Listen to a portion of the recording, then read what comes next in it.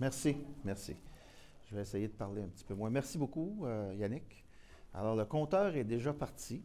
La session va commencer dans quelques secondes. Si je pèse sur le vert, ça va avancer. Parfait. Alors, mon nom est Martin Duguay, bienvenue.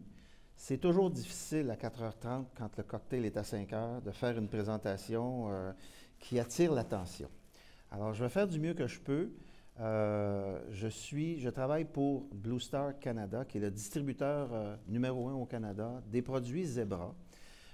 Zebra a bien voulu partager, en fait, c'est moi qui leur ai demandé, une de leurs, vous avez vu dans le début, là, comment optimiser le processus d'affaires. Alors, j'ai demandé aux ingénieurs chez Zebra de me donner leur présentation que j'ai depuis quelques semaines, mais il y a une slide, la suivante, il y a des erreurs de français et ce n'est pas les miennes. Je les ai attrapées tantôt, puis je me suis dit, c'est pas grave. Alors, ce qu'on va faire, c'est que pour les prochains 20 minutes, je ne pense pas que ça va durer une demi-heure, vous avez tous un cocktail à aller prendre. Pour les prochaines 20 minutes, on va parler de comment optimiser le processus d'affaires des entreprises et dans un modèle bien particulier pour les besoins de la cause. Vous allez voir, ce modèle s'applique à toutes les entreprises, mais dans le cas particulier ici, on a utilisé un centre de distribution, une entreprise manufacturière et ou une entreprise qui fait de la distribution. Vous le comprendrez dans les minutes qui viennent. Alors, je vais avancer. C'est vrai, c'est celui-là. Zebra, voilà. Alors, débloquer, là, ça prend un R et non pas un Z. Je leur ai fait remarquer. Débloquer la puissance des données. Connecter ce qui compte. Je répète ce qu'il y a là parce qu'elle est importante. On optimise les processus et ensuite, on offre les avantages et les bénéfices qui vont en arriver de toute cette implantation de la technologie qui est là. Bon, de plus, et en préambule, j'aurais dû vous dire quand même que Zebra est quand même une entreprise dont le chiffre d'affaires est assez immense. On parle de 6 à 7 milliards de dollars et qui fait que il y a 2 semaines, je me suis fait dire par un de nos revendeurs, les gars, vous autres, là, vous êtes les Cisco de la place, les Cisco de la mobilité. C'est important de nous faire dire ça. On sait comment Cisco est connu, on sait comment Cisco a implanté ces technologies, mais Zebra, par l'intermédiaire de Motorola Solutions et de Symbol au fil des années, Zebra a tout acquis ça et intègre ça dans une offre qui est... ma foi, vous pouvez le voir, Zebra est implanté à peu près partout. Si vous ne le savez pas, vous allez maintenant le voir, vous allez vous promener chez des détaillants, dans les aéroports. Zebra est implanté partout et ce n'est pas pour rien. Alors notre approche n'en est pas une de hardware, mais bien une approche de solution. Et aussi maintenant, et puisqu'on va en parler du modèle de maturité des entreprises, on va parler d'implantation par phase pour en arriver à optimiser, pour en arriver à une efficacité des processus. Donc, je continue. Ce modèle, il est appelé le Zebra Warehouse Maturity Model. Cependant, il n'est pas exclusif à un centre de distribution. Ce modèle, vous le verrez tantôt, peut s'appliquer à nombre d'entreprises, à la limite même à des firmes de comptables, à des firmes d'avocats. Il y a certains processus qui peuvent être automatisés dans ces firmes-là qui n'ont rien à voir avec un centre de distribution. Cependant, le modèle s'applique. Alors, je vais y aller par phase. Je vous les lis, c'est important ça aussi, puisque ce qui en découle, à chaque phase, vous allez être familier probablement avec tout ce qui se passe là. Alors, la première phase, quand on arrive dans une entreprise qui nécessite de s'optimiser, d'être meilleur, d'être plus vite, etc. C'est la première, c'est d'éliminer le papier, c'est d'éliminer les inefficacités et c'est d'acquérir l'information sur le plancher, ce qui se passe. Qu'est-ce que les employés font? Où ils prennent les données? De quelle façon ils prennent les données? Dans quelles conditions ils prennent les données? Puis quand je dis données, ça peut être de la lecture de code barre, ça peut être des entrées de données manuelles, ça peut être plein de types de données. Mais rien d'automatisé. La plupart du temps, il n'y a rien qui est automatisé. Ce sont des humains qui font la job et qui entrent les données d'une façon ou d'une autre, comme je viens de vous le mentionner. Dans le modèle, dans la phase 2, alors là, on va chercher à optimiser, toujours en utilisant les employés, mais à optimiser et en intégrant des technologies de capture de données et de transmission de données pour en arriver à être un petit peu plus efficace. Mais rien d'immense. On ne fera pas, on ne refait pas le modèle, on ne fait rien. On continue simplement à, dans la lancée, vous allez le voir tantôt, j'ai des exemples, dans la lancée de la capture de données, on va automatiser certains processus, mais toujours en impliquant les employés. La phase 3, elle, va nous amener à cibler les processus d'affaires qui sont prone, là c'est un anglicisme, là, mais qui sont sujets à être automatisés de façon complète. Et pas nécessairement des technologies Zebra, là. Il y a aussi plein de processus qui peuvent être automatisés par des senseurs, j'utilise le mot senseur, là, mais des détecteurs de présence, détecteurs de Bluetooth, etc., qui font que ces processus ciblés-là vont être optimisés. La phase 4, elle, il s'agit à ce moment-là de prendre ce qu'on a pris à la phase 3, de l'amener à un état un petit peu plus savant, où est-ce qu'à ce moment, on installe des technologies qui font qu'il y a une visibilité sur tout ce qui se passe sur le plancher de production ou dans le centre de distribution ou dans le bureau. Une visibilité sur, pensez à Amazon Retail. Eux autres, là, ce qu'ils faisaient, c'est qu'avec les caméras, avec les senseurs, avec tout, ils n'ont pas besoin de caissier. Ils savent exactement ce qui est acheté par qui au bon moment et combien ça coûte. Alors, ce modèle de visibilité est aussi disponible dans un centre de distribution où est-ce que là, on est en mesure de, par des artifices électroniques, des tags RFID, des senseurs de température, des senseurs de localisation, donc des puces qui vont être en mesure de donner la localisation de chacun des actifs à mesure que la production ou à mesure que les actifs sont bougés, va donner la localisation de chacun de ces actifs-là. Ça, c'est la phase 4. La phase 5, elle est extrêmement importante et elle est de plus en plus actuelle. Cette phase-là, ce modèle a été développé un petit peu avant la pandémie en passant. Okay? Mais ce modèle, si vous remarquez, depuis 1 an, 2 ans, on entend beaucoup parler d'intelligence artificielle. Alors, le modèle, la phase 5, c'est pratiquement l'implantation de deep learning, de machines à intelligence artificielle qui vont être en mesure d'optimiser et prédire, dans le cas d'un centre de distribution, où les processus peuvent être encore mieux optimisés. Donc, il s'agit ici de prendre la phase 4, tout ce qui est en temps réel, toute l'information. Imaginez, là, il s'en passe de l'information. Ça en prend des pipes de données pour amener de la lecture de code, par exemple, la lecture de tags. Prenez une palette qui passe dans un, on va en parler tantôt dans la phase 4 plus précisément, mais un exemple, une palette sur laquelle il y a 60 items, sur laquelle il y a un identifiant RFID, dans lequel il y a 60 items qui eux aussi ont 60, chacun ont un tag. Alors, il y a 61 tags à lire par palette. Je vous donne un exemple. Imaginez, ça passe dans le portail et c'est tout lu. 61 tags seront lus par le temps que le chariot élévateur passe avec la palette. Imaginez la quantité de données que ça fait, ça. Et ça, c'est pour chaque porte, pour chaque palette qui est transmise, pour chaque palette qui passe à travers chaque portail, c'est du data qui est généré.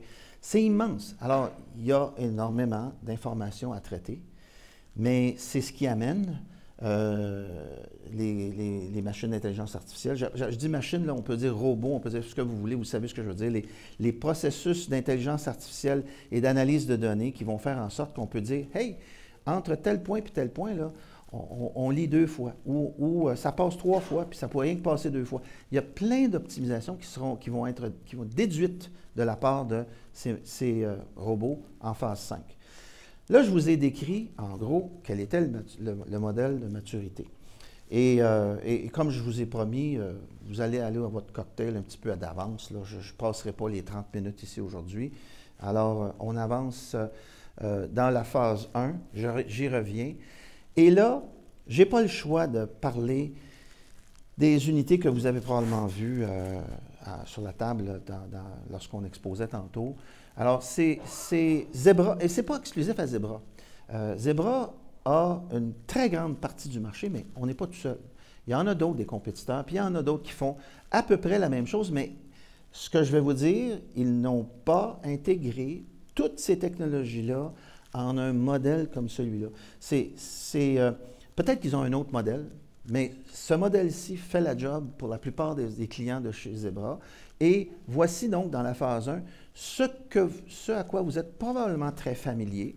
Alors, dans l'entrepôt, dans le centre de distribution, sur le processus manufacturier, il y a ces équipements d'acquisition de données. Ce sont des guns.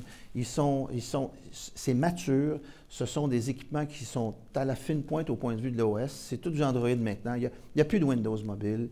Il n'y a surtout pas d'iOS. Okay? Depuis une dizaine d'années, les entreprises ont laissé aller iOS, même si, je vous dirais, Apple essaye beaucoup de revenir dans les entreprises. Les modèles de gestion, les logiciels de gestion de ces équipements-là sont beaucoup plus adaptés à Android. Ce qui fait que vous voyez ici, sur ces photos, vous avez par exemple, je vais le pointer ici, à la réception ou à l'expédition, vous avez des modèles, des terminaux portatifs qui sont, par les employés, scannent le code à barre, c'est transmis. Les employés qui font de la supervision ou de la, voyons donc, QA, l'assurance qualité, voyons donc, excusez-moi. Alors, ces gens vont utiliser une tablette robuste. Ce sont des tablettes qui sont faites pour aller en entreprise, sur le plancher, tomber à terre. Ici aussi, la même chose, lors des portes de sortie, on va lire tout ce qui rentre dans le camion, tout ce qui est c'est des codes barres, OK? Maintenant, de plus en plus, Zebra a été amené par la force des choses à, évidemment, il y a des imprimantes ici, là. Pensez à Amazon. Vous recevez des colis, la plupart de vous recevez des colis chez vous, à l'entreprise ou quoi que ce soit. Imaginez la quantité d'étiquettes par 4 par 6 qui sont imprimées par jour chez Amazon. C'est hallucinant. C'est des imprimantes Zebra. C'est des 510, c'est des 610, c'est des machines qui vont marcher 24 heures sur 24. Zebra vient de ce domaine-là. Alors, les Zebra a été fondé dans les années 1980. C'était des imprimantes. Il y a eu le merge avec Motorola et Symbol. Maintenant, tout ça ensemble, c'est une même famille. Ce que vous voyez ici, c'est une façon de gérer les mobiles. Encore là, ça nécessite l'humain. Il y a des superviseurs qui vont pouvoir être en mesure de gérer. Il y a des logiciels qui existent pour gérer, mais gérer les unités comme telles. Imaginez un plancher de production où est-ce qu'il y a 5000 unités qui sont actives tout le temps. Il va s'en perdre. Il y en a une qui va rester sur une palette. Il y en a deux qui vont se ramasser dans le camion, qui vont se ramasser à Vancouver. Ça arrive régulièrement. Alors, ces unités-là sont d'habitude maintenues et chargées dans un cabinet intelligent. C'est une nouvelle technologie qui existe depuis 3 ans. Alors, les employés s'en vont mettre leur terminal. Vous voyez, là, j'utilise le mot employé. De moins en moins, je vais utiliser le mot employé à mesure qu'on avance dans le modèle. Mais ça ne veut pas dire qu'il y a de moins en moins d'employés, par exemple. Ça veut juste dire qu'il y a de moins en moins d'employés qui font des tâches manuelles. Mais de plus en plus, ça va être automatisé. Alors, dans le cas des cabinets intelligents, on arrive à la fin du quart de travail, on met ça dans le cabinet, ça se charge automatiquement. Le manager, le gérant, sait très bien qu'est-ce qui est chargé, qu'est-ce qui n'est pas chargé, quelle batterie va pas fonctionner, etc., etc. C'est le genre c'est ce qu'on voit en phase 1. Et ici, je le mentionne, c'est récent. Zebra a acquis une compagnie qui s'appelle Fetch Robotics. Et donc, ce que vous avez probablement vu dans les derniers reportages, je pense chez Sobeys, enfin, il y avait un immense reportage sur TVA il n'y a pas longtemps, les robots là, qui se promènent dans les allées puis qui vont chercher des produits dans les allées et qui les amènent soit sous forme de palettes, soit sous forme de boîtes aux employés qui, eux, font le picking. Je n'ai pas de mot français, là, la cueillette et faire les commandes.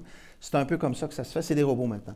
La phase 2, le robot fait partie de la phase 2 de plus en plus parce qu'on essaie, et je vais y arriver, on essaie d'automatiser le plus possible et de diminuer la part de l'humain dans certaines tâches triviales.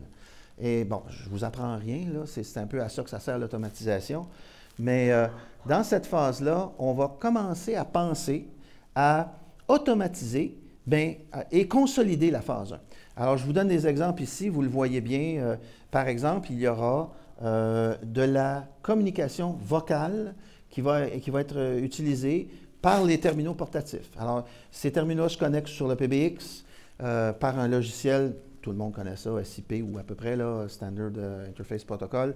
Alors, ces terminaux-là vont devenir le mobile de l'employé et peut fonctionner aussi en push-to-talk. Donc, alors, allô, allô, patron, il y a un problème dans l'allée 4 ou des choses comme ça. Ça fonctionne très bien.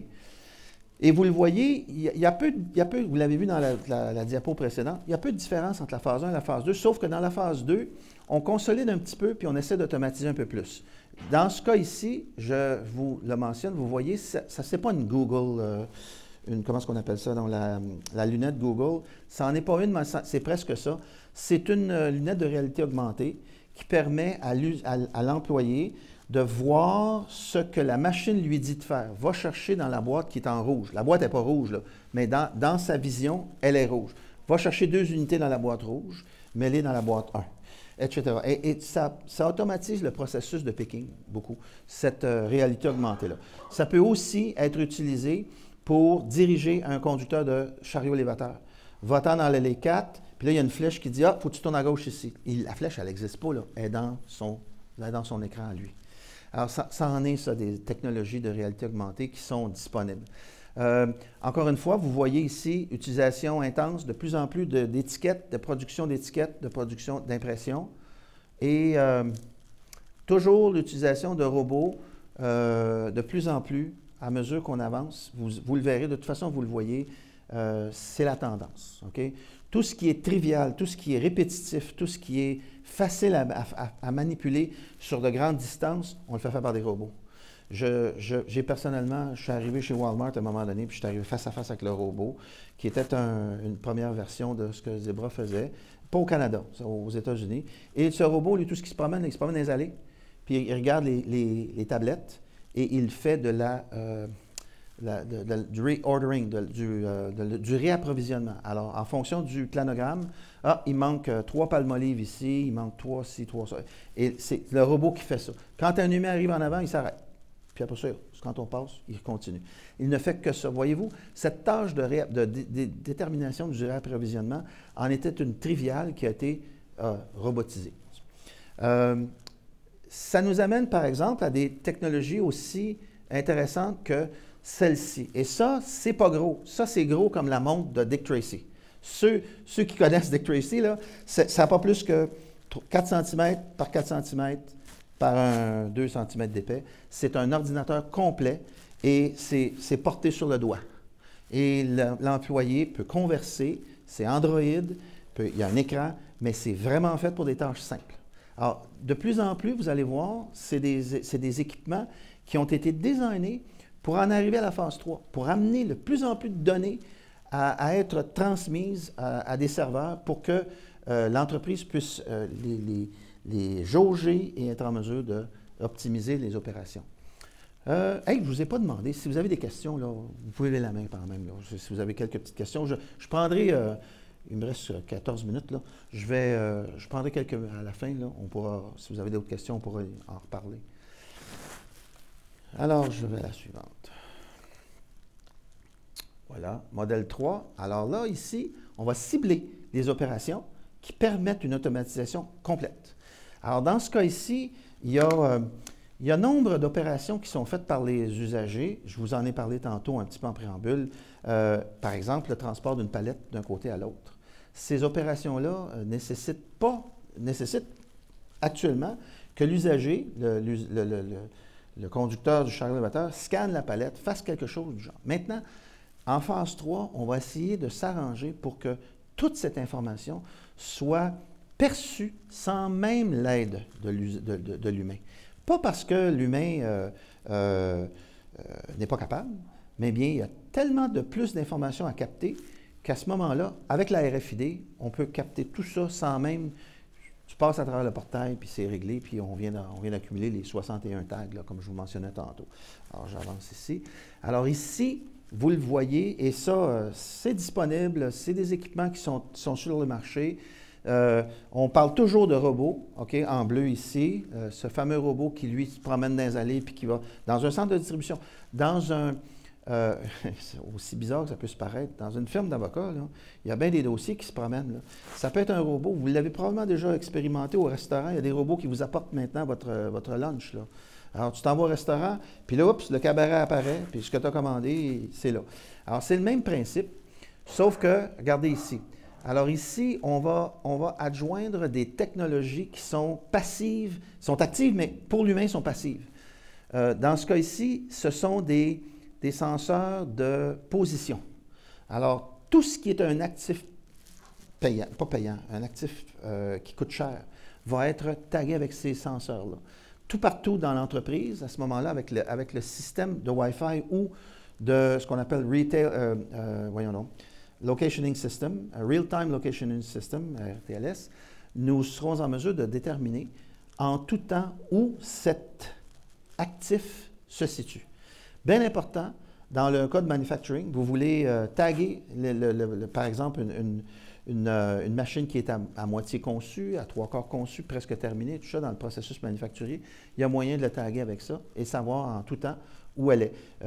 Dans le cas de l'avionnerie, vous le connaissez bien là, au Québec, ils mettent des tags RFID sur des items qui sont trempés dans des bains d'acide. Alors, le tag doit soutenir ces contraintes chimiques-là, mais ça se fait. Alors, c'est comme ça qu'on peut être en mesure de dire et de suivre le processus de manufacturier d'un item.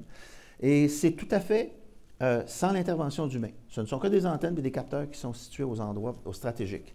Ici, vous voyez bien, ici, ce sont des caméras qui vont être en mesure de lire les codes barres de chacun des items qui soit sur le convoyeur, soit sur la palette, et d'en informer le système central.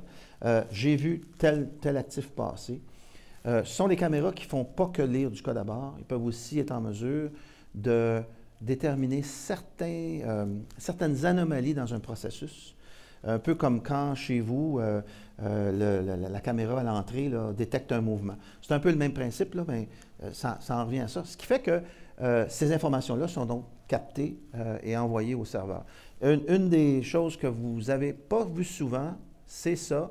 Ce sont des lecteurs portatifs avec antenne RFID, ce qui permet, ça paraît drôle à dire, là, vous avez tous connu, vous connaissez tous Lululemon. Decathlon aussi fait ça. Alors, Lululemon, eux autres, ils ont des lecteurs RFID, soit à l'entrée, soit à l'intérieur. Ils font leurs inventaires avec ça.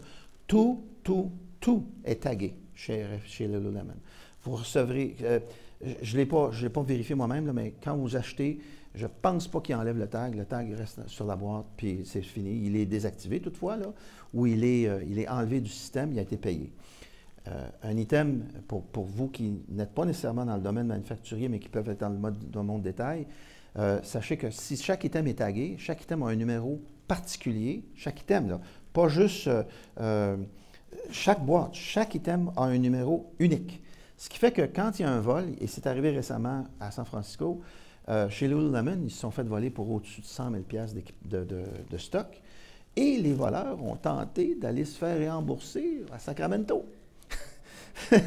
Alors, qu'est-ce que vous pensez qui est arrivé? Ils se sont fait prendre. Parce que quand l'item a été automatiquement mis sur la base de données alerte, ça s'est volé, bien, si ça apparaît quelque part dans le système ailleurs, voilà, c'est le voleur. C'est arrivé comme ça. C'est pour vous donner une idée de jusqu'où ça peut aller, cette implantation des technologies de capture de données automatiques. Je continue. Encore une fois, des robots, mais ceux-ci se promènent dans les allées. Alors, ceux-ci, non seulement ils transportent des petites choses, mais ils peuvent transporter aussi des palettes et de façon autonome.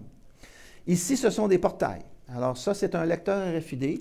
Et dans tous les entrepôts Walmart, c'est ça qui est utilisé. Ce sont deux portails dans lesquels il y a 4 antennes. Et tout ce qui passe entre ces deux portails, ces deux colonnes, est tagué RFID et lu, et ils savent exactement. Alors, imaginez là, un entrepôt de 150 portes qui contient deux colonnes, puis des entrepôts de Walmart, il y en a pas mal. Alors, c'est un peu cette technologie qui est déployée dans ces entrepôts-là. Vous dites? C'est de la data. C'est beaucoup de data. C'est énormément de data, et ça devient important d'avoir un bon intégrateur qui connaît comment transporter des quantités faramineuses d'informations. C'est sûr que le lecteur ici est capable parce que n'oubliez pas, quand ça passe, là, je vais vous donner un exemple. Quand ça passe dans le portail, là, ces tags-là, ne sont pas lus juste une fois. Là. On peut lire, avec le lecteur portatif ici, on peut lire 1000 tags à la seconde dans l'environnement proche. Alors, ce qui fait que quand les palettes passent, là, puis je vous donne un exemple, 61 tags, bien, les 61 tags, ils sont lus des milliers de fois pendant le temps que ça passe entre 10 pieds avant le portail, puis il y a moyen de tweaker. C'est là où l'intégration et la connaissance de ces technologies-là devient importante de la part de l'intégrateur, parce qu'on pourrait se ramasser, comme vous dites, avec des quantités faramineuses. Si je dis, là, lis-moi tout, puis envoie-moi tout, là, oh, ça ne va pas être drôle. Oui. Allez-y, allez-y. Oui. 100 fois. Oui, c'est ça, exactement. Et la technologie est tout à fait la même là, à la 25, là, quand on passe en dessous avec notre petit tag dans notre véhicule là, sur l'autoroute. C'est la même chose. Les antennes sont en haut, ça lit, vous ne savez pas combien de fois. Maintenant, ça, c'est de la technologie. Continuons à l'utiliser dans le modèle. Il ne me reste que 3 minutes. Écoutez, je pensais bien que j'allais avoir du temps pour des questions, mais le modèle 4, la phase 4 et la phase 5 sont similaires. La phase 4, c'est tout simplement de rendre en temps réel, on parlait tantôt en temps réel des tags RFID, mais pas que des tags RFID, les données lues par code à bord, les mouvements d'actifs, les mouvements d'employés, tout ça dans un monde virtuel où est-ce que l'information est transmise, et là, à la phase 5, parce que c'est assez relativement facile, la phase 5, non, c'est complexe, mais c'est facile à expliquer. C'est là où les données qui ont été accumulées, soit avant l'implantation de la phase 3, toutes ces données-là sont disponibles. Là. On peut aller chercher les historiques. On peut mettre une machine de deep learning là-dessus, puis on dit, vas-y, va me chercher l'historique, vois toutes les données, puis dis-moi qu'est-ce qui s'est passé, puis fais les trends. C'est important. Alors, les entreprises vont garder en mémoire les données et on pourra appliquer ces données-là plus tard dans la phase 5 et être en mesure d'être encore plus précis. Si les processus n'ont pas changé. Mais la plupart du temps, les processus changent et s'améliorent. Et rendu à la phase 5, là, on est rendu à des opérations de raffinement qui font en sorte que là, tout le monde est impliqué dans l'entreprise. Il y a de la visibilité partout. Sur tous les processus, sur toute l'information. C'est bon ou c'est pas bon, mais c'est comme ça. Alors, vous le savez, depuis l'avènement des ERP, tout le monde a accès à tout, ou presque. On sait tout, mais l'important, c'est d'être en mesure de conclure avec cette information-là, être en mesure de dire, voici où est-ce que je peux améliorer mes processus. La machine me dit ça, je suis rendu en phase 4. Rendu en phase 4, là, c'est 2, 3, 4 ans d'implantation de tous ces. Une entreprise type, là, ça prend 2-3 ans minimum, là, en arriver à la phase 3 et 4. Mais ça se fait. Je termine sur la dernière conclusion, il me reste 1 minute. Vous le voyez ici, en temps réel, toutes les opérations. Ça peut être de la voix, ça peut être plein de. Il y a aussi des systèmes de gestion d'entrepôt qui se font avec la voix. Tu sais, va à la colonne 5, prends-en 4. J'en ai pris 4, je suis rendu à la colonne 5. Tu sais, ça fonctionne de même aussi. Et je vous parlais de la phase 5, je vais aller rapidement, puisque vous avez compris qu'il s'agit ici de conclure, d'amalgamer toute l'information et d'en arriver à être plus optimal. Je termine sur celle-là ici. Prédictive et adaptative, en français et en anglais, c'est la même chose. C'est là où est-ce qu'ils sont les gains. Les gains, c'est là où est-ce que, quand on en arrive à faire, à un modèle qui est précis, basé sur des données historiques, on peut en arriver à faire des prédictions et des améliorations. Je pense que ça va. Ça ici, c'est vraiment la conclusion. Il me reste 1 minute. Donc, je vous en prendrai pas plus de temps. Je vous dirai que ça se termine là-dessus. Ça se termine sur ça. Si vous avez 1 minute, si vous avez des questions, je suis ici. Oui? C'est quoi le pourcentage d'erreurs s'il y a eu et comment le système peut les détecter? Ça dépend des technologies utilisées. Si vous parlez du data entry, c'est une erreur à 300, c'est une erreur par 100 entrées sur un clavier. Là. Alors, c'est de l'erreur humaine la plupart du temps. Les erreurs, il y en a des erreurs de transmission de données. Elles sont minimes, elles sont misérables en fait.